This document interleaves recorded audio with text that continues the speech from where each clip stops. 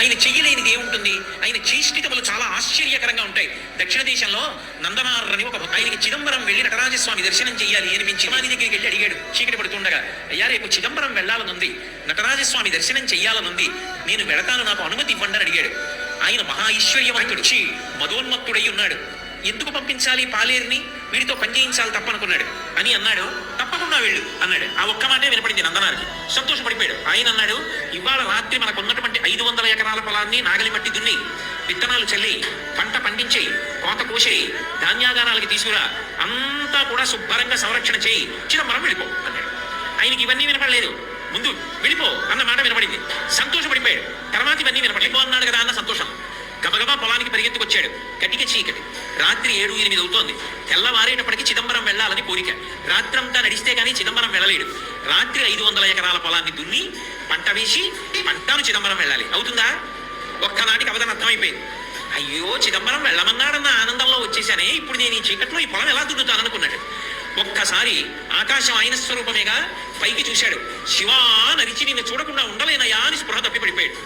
ఆయన తలుచుకుంటే ఒక్కసారి సంకల్పం చేస్తే పంట పండేస్తుంది. కానీ తన భక్తుడు పడవలసిన కష్టం తాను పడాలనుకున్నాడు.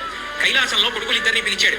రే రండి అన్నాడు. విఘ్నేశ్వరుడు, సుబ్రహ్మణ్యుడు, ప్రమదగణాలు, పార్వతీదేవి అందరూ కలిసి భూమి మీదకి వచ్చారు. శంకరుడు స్వయంగా పంచె తీసి పైకి పెట్టి గోచి పోసి కట్టాడు.